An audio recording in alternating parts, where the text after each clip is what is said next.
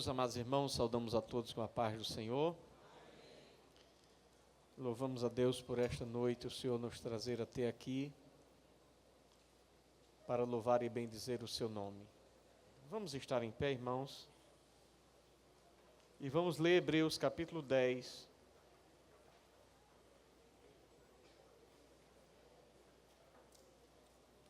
E o versículo 38. Mas o meu justo viverá da fé, e se ele recuar, a minha alma não tem prazer nele. Podeis sentar, meus irmãos. Aleluia. Nesta noite,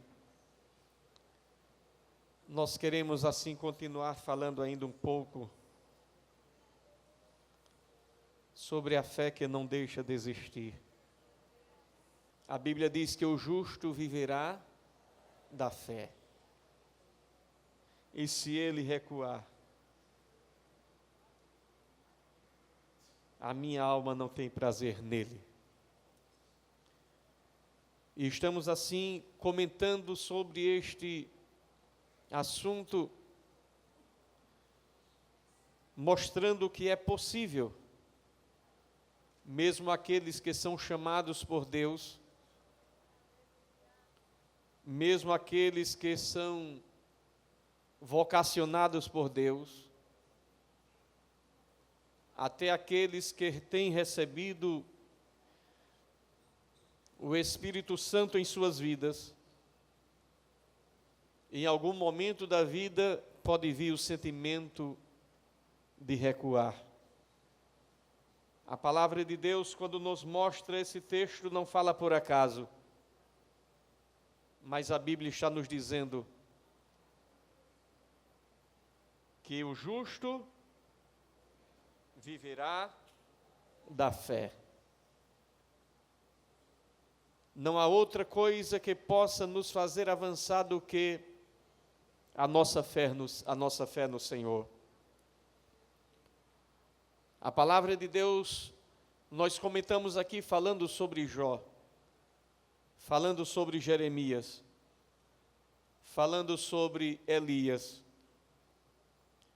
E isto passa para nós uma imagem de que talvez tenha sido por conta de estarem eles vivendo no Antigo Testamento, e nós que estamos hoje aqui,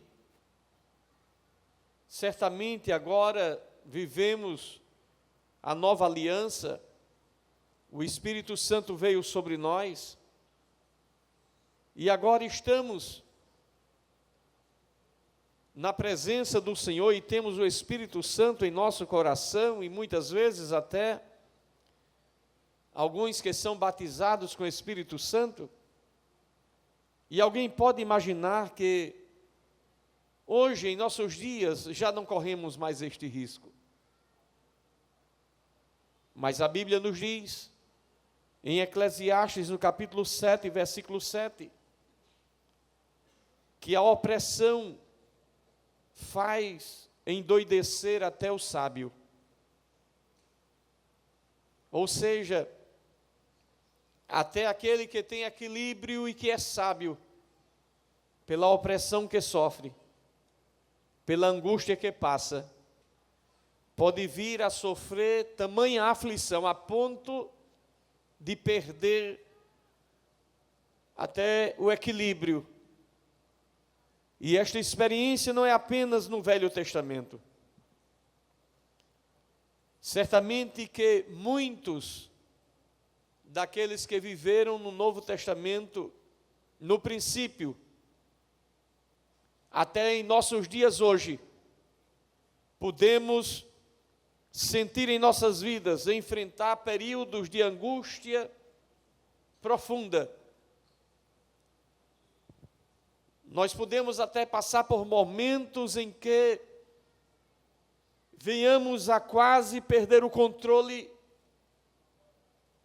o equilíbrio, mas a vitória que Deus tem sempre nos ajudado e nos socorrido. pessoas que podem viver até orando, buscando a Deus, entregando suas vidas ao Senhor, que não vivem em pecado, que não vivem fora da vontade de Deus, mas que por um momento em sua vida de prova, de luta, de angústia, pode pensar que Deus a abandonou, que Deus o abandonou e que está só. O apóstolo Paulo nos mostra que esta realidade faz parte da vida daquele que serve a Deus. Paulo foi um ícone de sinceridade, de zelo, de verdade, a ponto de dizer: sede meus imitadores, assim como eu sou de Cristo. Era um homem que tinha o seu coração aberto, a sua vida entregue no trabalho do Senhor. Era alguém que respirava a obra de Deus, alguém que não se cansava. Mas é verdade também que em meio a tudo isto ele teve tamanha revelação da parte de Deus, a ponto de a Bíblia nos dizer que foi arrebatado ao paraíso e ouviu palavras inefáveis das quais não é lícito ao homem referir. Está na segunda carta de Paulo, no capítulo 12, versículo 4. Quando nós olhamos para a vida de Paulo, percebemos alguém que viveu a essência do Evangelho. Alguém que teve uma experiência tão profunda com Deus, a ponto de escrever tantas cartas que ainda hoje servem para nosso ensino, para nossa orientação. A Bíblia nos mostra que Paulo, indo para a Ásia, na direção do Espírito Santo, sofreu tanta perseguição. Na segunda carta de Paulo aos Coríntios, no capítulo 2, abra a sua Bíblia. Segunda carta de Paulo aos Coríntios, no capítulo 2. Aliás, capítulo 1, digo.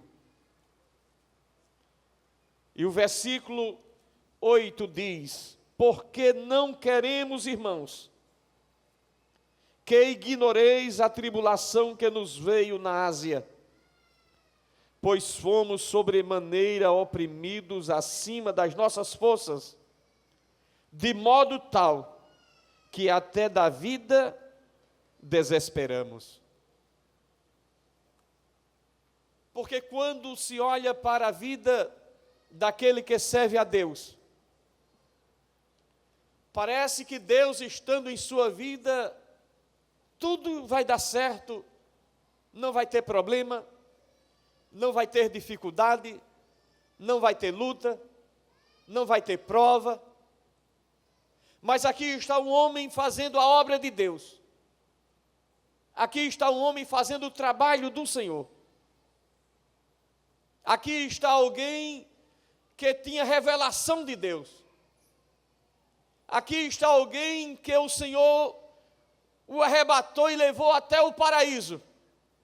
E lhe falou coisas excelentes que ele se omitia dizer para nós. Em compensação, ele fala aqui de algo que sofre. Fomos sobremaneira oprimidos, acima das nossas forças. Abra a sua Bíblia. Acima das nossas forças. De tal modo que até da vida perdemos a esperança. Ou seja, vamos morrer. Deus estava usando Paulo de maneira sobrenatural. Paulo não estava brincando. Estava acontecendo um grande avivamento na Ásia. Mas em meio a tudo isto, nós encontramos em Atos, no capítulo 19. Abra a sua Bíblia.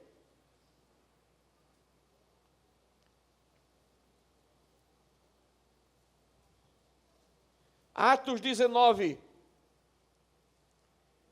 E o versículo 20 diz: assim, a palavra do Senhor crescia poderosamente e prevalecia. Ou seja, ele não estava passeando. Ele não foi fazer turismo na Ásia. A Bíblia diz que enquanto ele estava ali, a palavra de Deus prevalecia. O avivamento era uma verdade, uma realidade ali onde se encontrava. Deus usava Paulo de maneira sobrenatural.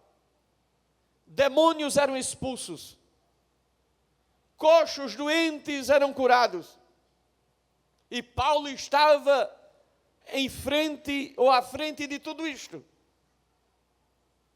Estava no centro da vontade de Deus, fazendo uma obra para Deus. Ele orava pelos enfermos.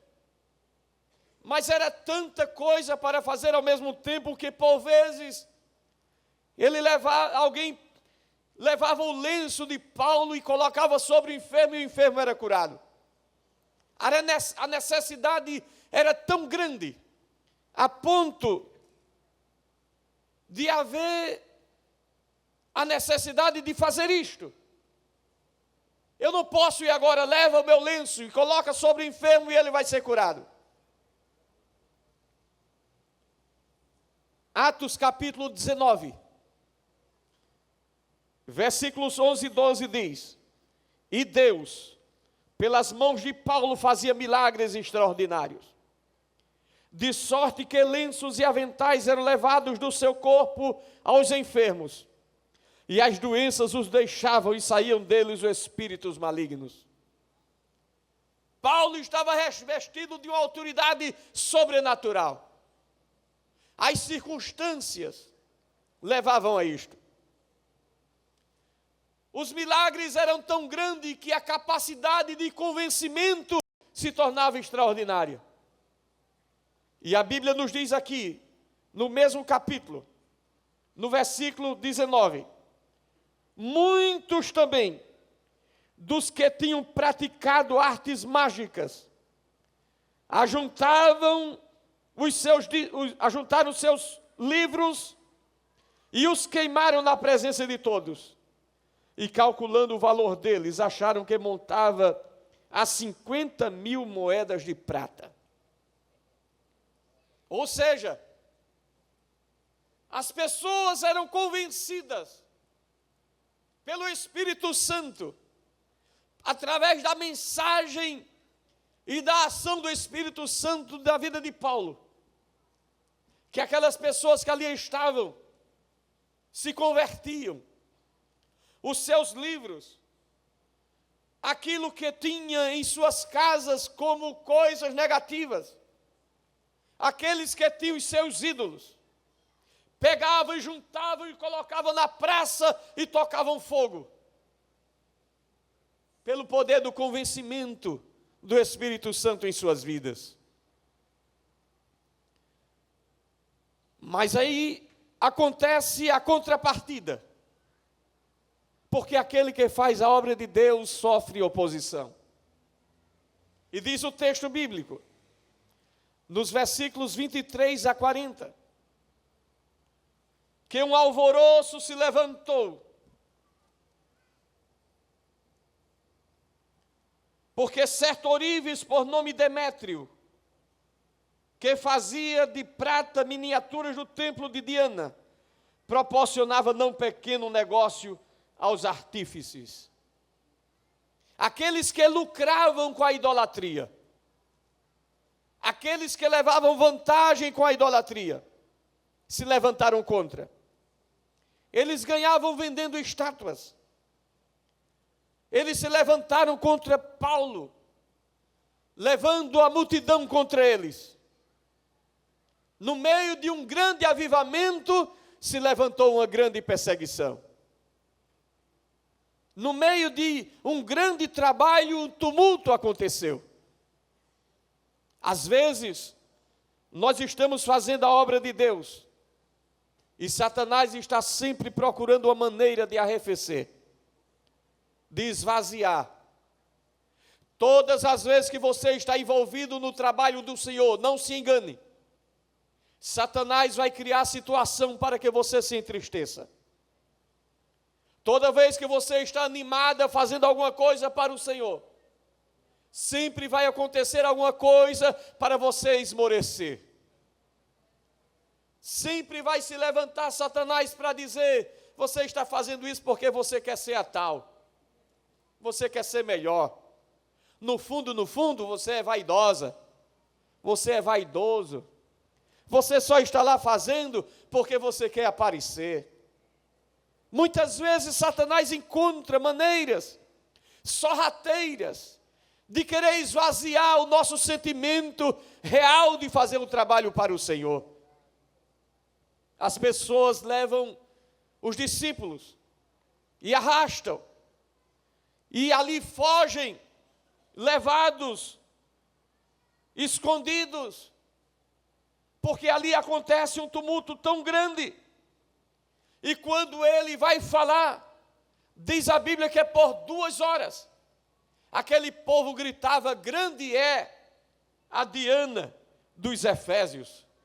Gritavam sem parar, para calar a voz dos homens de Deus, para que não fossem ouvidos. Isto é para desanimar qualquer pessoa.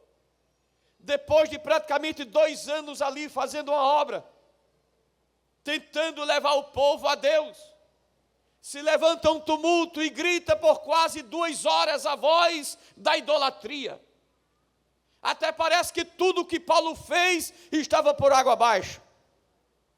Talvez Paulo, na sua expressão, disseste: de que adiantou fazer tanta coisa, de que adiantou pregar tanto, de que adiantou fazer tanto por esse povo, porque no final eles saíram debaixo de zombaria, de gritos, de escárnios. Diz o versículo 40, pois até corremos perigo de sermos acusados. Ou seja, aqui é quando eles se retratam no sentido de não matarem os homens de Deus. Quando eles disseram: pois até corremos perigo de sermos acusados de sedição, pelos acontecimentos de hoje, não havendo motivo algum com que possamos justificar este ajuntamento. Era alguém levando a um consenso de que não poderiam lançar mão sobre os discípulos, porque se fizessem isso, poderiam ser acusados de sedição. Mas o fato, meus amados, é que Paulo havia dado sua vida naquela região, mas a agitação alcançou a sua vida de maneira tremenda. E na segunda carta de Paulo, no capítulo 1, voltemos lá para 2 aos Coríntios. Quando nos diz: porque fomos sobremaneira oprimidos acima de nossas forças, de modo tal que até da vida nos desesperamos. Este foi o sentimento de Paulo. Talvez, traduzindo isto, ele estivesse dizendo: acabou tudo agora. Agora o que nos espera é a morte. A sentença de morte veio sobre nós. Muitas vezes, quando nós trabalhamos muito na obra de Deus, e corremos, e lutamos, e pelejamos,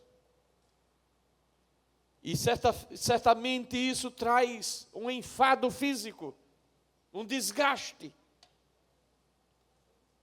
E muitas vezes, quando nós ficamos um tanto quanto desgastados fisicamente, Satanás se aproxima, se aproveita de ocasiões em que ele nos encontra mais frágeis e começa a querer levantar sobre nós acusações. nos levar a pensar ou imaginar de que o trabalho que nós estamos fazendo não tem razão de ser, não vale a pena.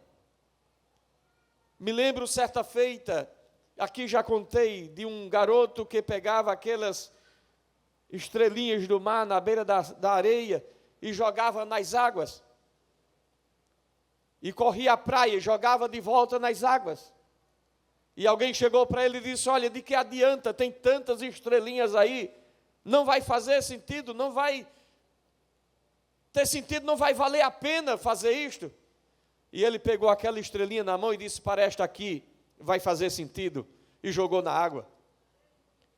Nós não podemos fazer tudo, mas nós podemos fazer o que Deus nos permitiu fazer. Há pessoas que muitas vezes vêm com mensagem e Satanás nos manda mensagem dizendo: para que lutar tanto? Não adianta. Quantas vezes nós estamos pregando, ensinando, lutando, fazendo, orientando, e aqui e acolá aparece alguém dizendo: pastor, eu errei. E Satanás diz: aí não adiantou nada você ensinar tanto, não adiantou você pregar tanto, não adiantou você fazer tudo isso. Olha aí, caiu. Essa aí não deu certo. E Satanás começa a querer colocar na nossa mente e no nosso coração de que não adianta trabalhar, não adianta ensinar. Mas o Espírito de Deus nos faz lembrar que na vida de tantos tem valido a pena. A palavra que ensinamos tem levantado tanta gente, tem ajudado tanta gente. E não vai ser porque um ou outro cai que a gente vai parar de ensinar. Certa feita eu vi alguém desanimado, eu vi um obreiro triste, arrasado por alguma coisa, e eu disse certa feita para aquele obreiro: você está arrasado por conta disto, mas se lembre que tem tantas outras coisas, há tantas outras pessoas que dependem de você. Se esta pessoa acha que não precisa de você, tem muita gente que está dependendo de você. Aleluia. Diga para a pessoa que está do seu lado agora: tem pessoas que não gostam de você. Tem pessoas que acham que não precisam de você. Mas saiba de uma coisa: tem muita gente que está dependendo de você. Então não pare. Então não desista. Aleluia. Aleluia, aleluia, aleluia. O inimigo muitas vezes ele pode vir querer falar ao nosso coração, de dizer: não vale a pena, para que fazer tanta força, para que se esforçar tanto, aleluia, para que correr tanto?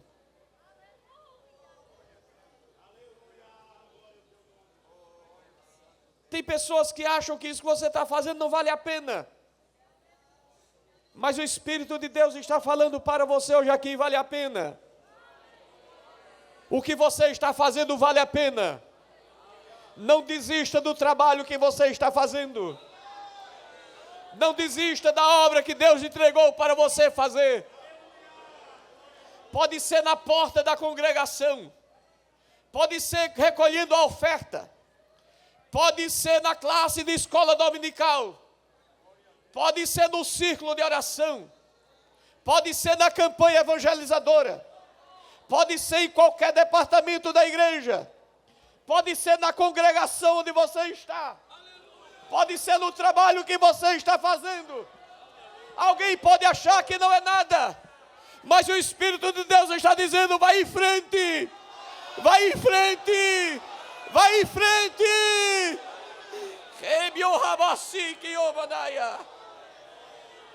Aleluia, aleluia, aleluia, aleluia, aleluia. Assim como Jeremias, você pode dizer: eu não vou mais profetizar. Assim como Elias, você pode dizer: eu não saio mais da caverna.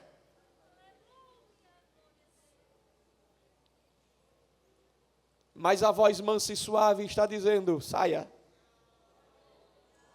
O Espírito de Deus está falando com você, dizendo: levante a cabeça. Aleluia. Ainda não é o fim. Ainda não é o fim. Ainda não é o fim. Deus vai dar o livramento. A Bíblia diz que Ebed-Meleque trouxe aquela corda e arrancou de dentro do poço Jeremias. A gente muitas vezes não sabe o que Paulo queria dizer com aquilo. A tribulação que nos sobreveio na Ásia. Que tribulação! Porque os problemas de Paulo não foram somente naufrágio. Não foi só chicotada, espancamento, apedrejamento. Paulo também sofreu angústias profundas na alma. Certa feita ele disse na sua expressão, em 2 Coríntios capítulo 7, versículo 5. Lutas por fora, temores por dentro.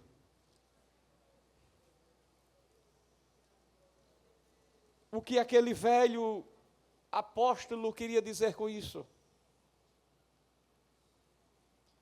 Diz o texto, 7:5 de 2 Coríntios, porque mesmo quando chegamos à Macedônia, a nossa carne não teve repouso algum. Antes em tudo fomos atribulados, por fora combates, temores por dentro.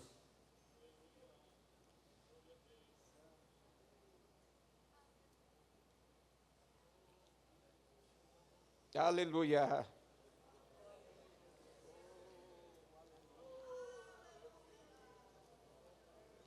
Mas o versículo 6 diz: mas Deus, que consola os abatidos, nos consolou com a vinda de Tito. Sempre vai ter alguém que vai chegar perto de você para lhe ajudar.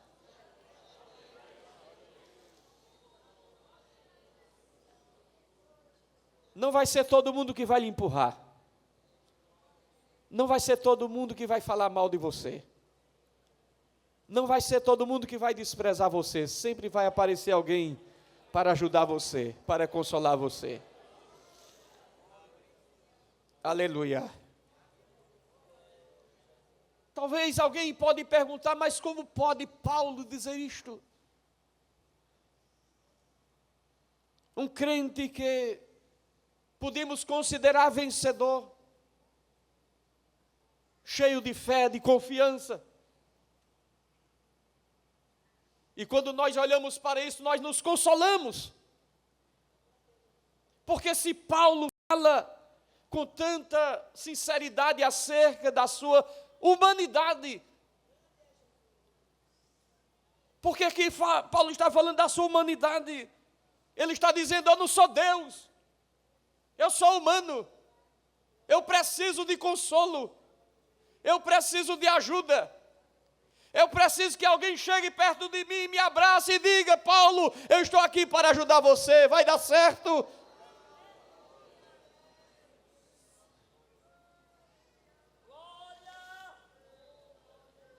Porque se não houvesse isto escrito, a gente poderia pensar que nós somos os piores, que nós vivemos a maior tragédia, que somente a gente é que sofre. Mas Paulo disse: eu sofro, eu sofri, combates por fora, coisas de fora que vinham sobre mim, mas eu também tinha temores por dentro. Hora em que você para e fica assim: Senhor, eu sou tão pequeno, Senhor, eu não tenho de mim mesmo condição, Senhor, por mim mesmo eu não tenho, eu não vejo, eu não enxergo. Senhor, eu sou de carne e osso. Senhor, eu sou humano, é carne, é nervo, é pele, é sangue. Aleluia. Aleluia. De maneira que se console você também. Porque o que você sofre, Paulo sofreu. O que você está vivendo, Paulo viveu. Na segunda carta de Paulo, no capítulo 4, versículos 8 e 9 nos diz: em tudo somos atribulados. Escute, a Bíblia diz, é Paulo falando, em tudo somos atribulados, mas não angustiados, perplexos, mas não desesperados, perseguidos, mas não desamparados, abatidos, mas não destruídos.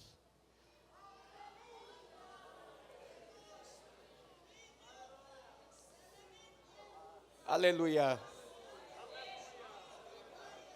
Não foi um super-homem que falou isto, quem falou foi um homem de Deus.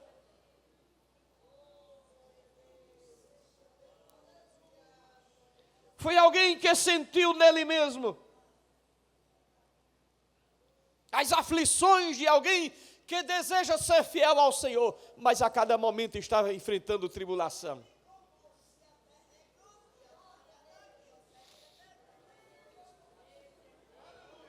A Bíblia nos diz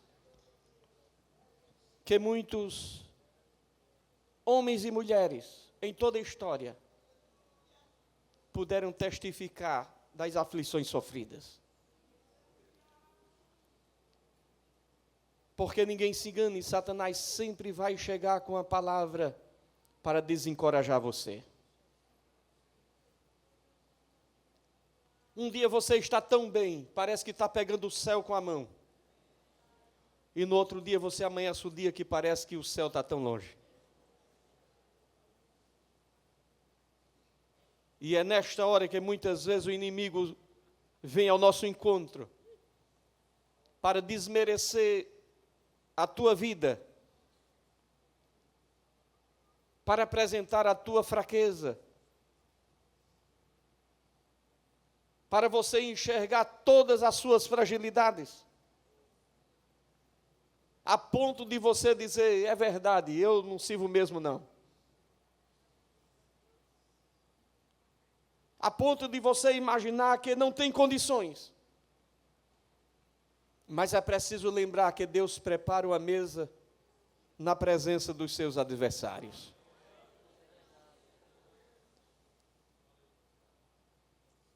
É preciso compreender que chega a hora em que Deus unge a tua cabeça com óleo e o teu cálice transborda. Não há como pensar ou imaginar que nós somos merecedores de nada. É tudo bondade e misericórdia. Porque a Bíblia diz, certamente que a bondade e a misericórdia do Senhor me seguirão todos os dias. É bondade e a misericórdia. Não é porque merecemos, mas é algo de Deus na tua vida. É algo que Deus olha para você e dá porque Ele quer ajudar você. Quando nós olhamos para aqueles homens no passado, homens e mulheres, mesmo com suas limitações, mesmo com suas fraquezas, mas Deus ajudava, Deus fortalecia, porque Deus não é levado por respeito humano.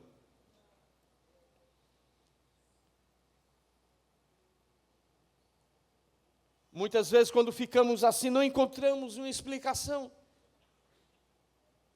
Mas Paulo também ficou, em algum momento da sua vida, arrasado.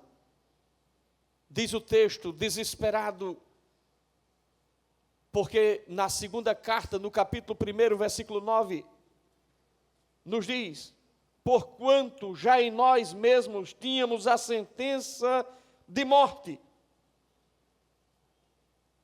Está aí, segunda carta aos Coríntios, capítulo 1, versículo 9. Já em nós mesmos nós temos a sentença de morte.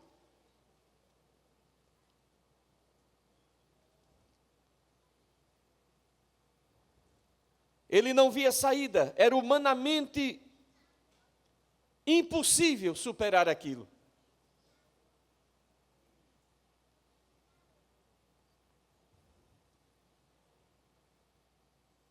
Paulo, que tinha o zelo na obra de Deus, que trabalhava na obra do Senhor, na segunda carta, vamos ler capítulo 2 ainda, e o versículo 4. Porque em muita tribulação e angústia de coração vos escrevi. Parece que Paulo vivia momentos de inquietação extrema. Mas ele diz aqui, porque em muita tribulação e angústia de coração vos escrevi, com muitas lágrimas, não para que vos entristecesseis, mas para que conhecesseis o amor que abundantemente vos tenho. Ele escreveu como? Sorrindo? Ele escreveu sorrindo? Diz a Bíblia, em muita tribulação e angústia de coração. Alguém que estava inquieto profundamente. Mas ele escrevia. O interesse dele era que eles conhecessem o amor de Deus. O interesse dele é que pudesse perceber o amor que tinha por eles. E essa angústia de Paulo era no sentido de tentar orientá-los e corrigi-los a cada dia. Era como, disse o texto, sentir dores de parto até que Cristo fosse gerado neles. E Paulo, na segunda carta de Paulo, na segunda carta aos Coríntios, capítulo 7, versículo 5, diz, porque chegando à Macedônia nenhum alívio tivemos, pelo contrário, em tudo fomos atribulados, lutas por fora, temores por dentro. Do que será que Paulo teve medo? Do que ele estava falando? Certamente, Satanás ele tem a cada dia o interesse de colocar medo em cada um de nós. Muitas vezes o crente, ele tem um trabalho a fazer na congregação, seja ele qual for.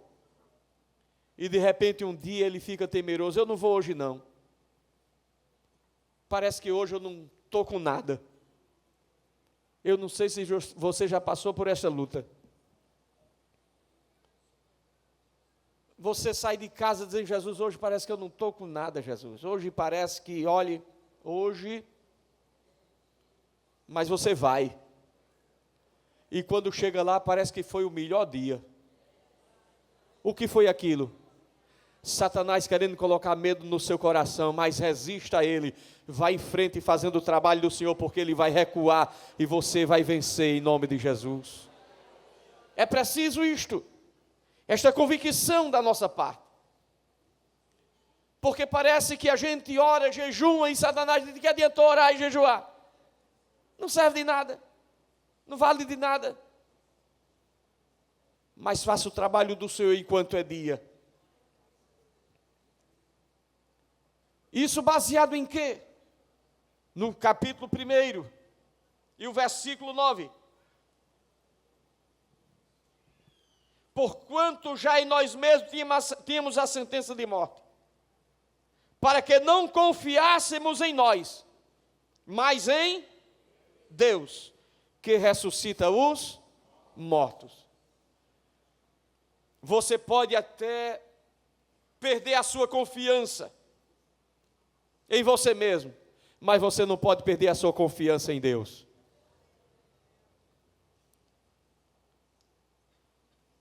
Já teve dia de eu ir para algum trabalho na igreja e eu ir pensando, Deus, hoje parece que eu não tenho nada. Hoje parece, Senhor, que eu não tenho nada para dar ao povo. Já teve dia de eu preparar alguma coisa e anotar e ir para o culto. E chegar lá no culto e Deus mudar totalmente aquilo que eu ia dizer e falar sobre aquilo que eu nem pensava falar. De maneira que você, eu, nós que estamos fazendo o trabalho do Senhor, não podemos confiar em nós mesmos, mas é confiar no Senhor. Confiar no Senhor. E você vai na força do Senhor. A tua força é pequena, mas se você for na força do Senhor, você vai. E você vai fazer aquilo que Deus mandou você fazer. De maneira que tudo se trata de fé. A gente tem que crer. A gente tem que confiar. Eu preciso confiar e crer. Você precisa confiar e crer que Deus, Ele vai adiante de nós. Você não pode pensar ou imaginar que você está só. Nós que somos a igreja do Senhor e que estamos fazendo obra para Deus, precisamos compreender que muitos de nós que estamos fazendo o trabalho, enfrentamos dificuldades tremendas para provar a nossa fé. Para que a gente possa ser edificado através da prova da nossa fé. Porque muitas vezes a gente vai falar e ensinar e não pode falar somente de teologia. A gente tem que falar da nossa experiência própria, particular com Deus, das experiências que temos com Deus. Porque a teologia sem experiência com Deus se torna vazia. O conhecimento bíblico sem a experiência com Deus se torna nula. Parece algo vazio, como um sino, como uma história que se conta. Mas quando a palavra de Deus ela vem baseada num coração que tem experiência com Deus, essa palavra tem sustentação. Porque não fala daquilo que ouviu falar, mas fala daquilo que sente, daquilo que viveu, daquilo que experimenta, uma realidade em sua própria vida também. Era como se Paulo quisesse dizer: vocês não podem ignorar aquilo que eu sofri na Ásia, as opressões que eu sofri na Ásia. Mas eu quero dizer também de que Deus me libertou, de que Deus me guardou, de que nós confiamos no Senhor. Aquele que ressuscita os mortos estava conosco. A sentença era de morte, mas aquele que ressuscita mortos estava conosco e nos deu livramento. Eu acredito que estamos falando de algo que é experiência de cada um de nós que estamos aqui. De coisas que muitas vezes nós vivemos. Todos nós que estamos no trabalho do Senhor estamos sendo testados a cada dia. Cada um de nós que estamos aqui estamos sendo experimentados por Deus. Cada um de nós que estamos aqui estamos a cada dia sendo afrontados pelo inimigo da nossa alma. E quando você pensar que está só, é preciso se lembrar que assim como você, outros no passado viveram. É só lembrar Jó, Elias, Jeremias, Paulo, e lembrar que você não está sozinho nesta batalha. Primeira carta de Pedro, abra a sua Bíblia,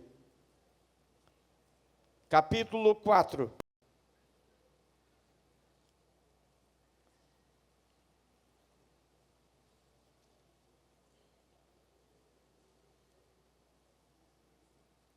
Versículos 12 e 13 diz assim: amados,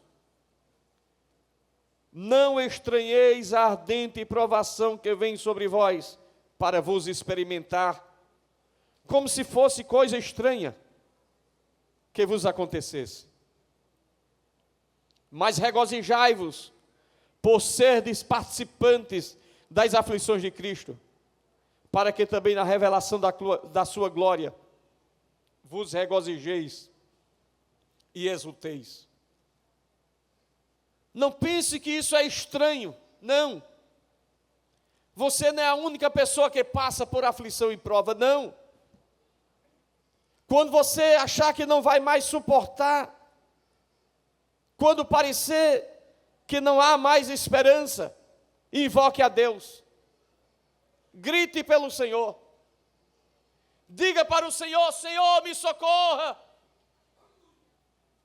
Quando você pensar que não tem mais jeito, grite, clame. Não fique calada, não fique calado. Veja o que diz o Salmo 55. Vamos ler. Salmo 55.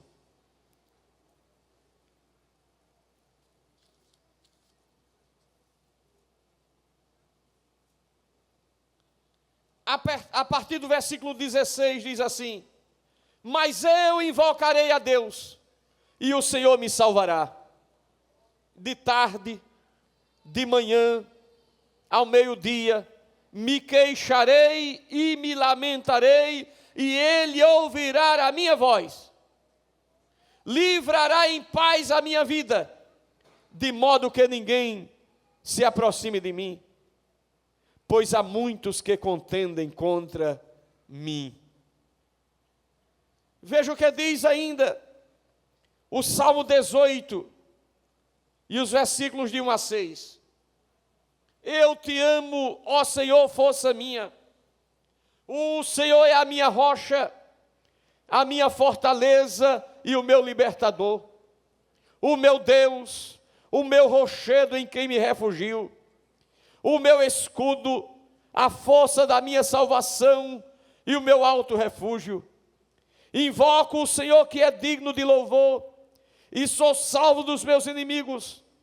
Cordas de morte me cercaram, torrentes de perdição me amedrontaram, cordas do céu me cingiram, laços de morte me surpreenderam.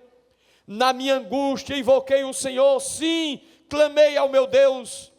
Do seu templo ouviu ele a minha voz, o clamor que eu lhe fiz chegou aos seus ouvidos. Por que você ficar calada? Para que você ficar calado? Grite, clame, fale com ele. Salmo 72, versículo 12 diz: porque ele livrará ao necessitado quando clamar, como também ao aflito e ao que não tem quem o ajude. Se você gritar, ele vai responder. Se você clamar, ele vai atender. Se você levantar a sua voz lá no lugar da oração, Deus vai ouvir o gemido da tua alma. Porque diz a palavra de Deus que pela opressão do pobre e o gemido do necessitado, eu me levantarei agora, diz o Senhor. A palavra de Deus é a verdade. Procure apresentar a palavra de Deus a Deus. Quer ver um texto interessante? Há textos que você pode apresentar ao Senhor. Mateus capítulo 7, versículos 9 a 11. Qual dentre vós é o homem que, se porventura um filho lhe pedir pão, lhe dará pedra? Não é que você vai chegar com arrogância diante de Deus, mas você vai chegar e dizer: Senhor, é a tua palavra, está escrito. O Senhor Jesus falou para nós. Qual é o filho que vai pedir pão e vai receber pedra? Eu estou aqui te pedindo, Senhor. Eu estou aqui te pedindo, Senhor. Eu estou aqui te pedindo, Senhor. Peça coisas boas a Deus. Busque do Senhor o que Ele tem para dar. Se você tem enfrentado fraqueza espiritual na sua vida, seja sincero com Deus. Seja sincera com Deus, diga para Deus do seu sofrimento e da sua angústia espiritual, de querer ser melhor para Ele e não tem conseguido. Ele livra o necessitado quando clama. A palavra de Deus diz em Efésios capítulo 3, versículos 20 e 21. Ora, aquele que é poderoso para fazer infinitamente mais do que pedimos ou pensamos. Se Ele pode fazer até mais do que você pede ou pensa. A Bíblia diz: a esse glória na igreja, por todas as gerações. É como se você dissesse: Senhor, eu estou diante de Ti, e a Tua palavra diz que Tu podes fazer até mais do que eu peço. Confie no Espírito Santo de Deus, irmão. Ele habita em você. O Espírito Santo de Deus está em você. A Bíblia diz que Ele é o Consolador, é aquele que vem para nos ajudar. Não se esconda do Espírito Santo, Ele veio para ajudar você, para consolar você, para gemer com gemidos inexprimíveis. Na hora que você não souber nem o que dizer, confia nele. Chega para Ele e diz: Senhor, eu me rendo, eu não posso, eu não tenho mais o que fazer, eu me entrego em Tuas mãos, faça por mim, porque eu não posso fazer. Para que você lutar sozinho? Para que você lutar sozinho? Se entrega logo, te rende logo, e diga: Deus, haja por mim, faça alguma coisa, porque eu já não tenho mais força de mim mesmo. O que nós precisamos compreender é que, embora a gente não conheça a saída, mas o Senhor conhece. A gente não sabe qual é o caminho, mas Ele conhece. A Bíblia diz que Ele faz o caminho no meio da tempestade e no meio da tormenta. Ele sabe por onde você vai. Ele sabe até onde você vai chegar. Então entrega o teu caminho ao Senhor, confia nele. Confiar nele é ter fé, é saber que Ele pode e que Ele vai fazer tudo quanto você precisa em sua vida. Que Deus abençoe.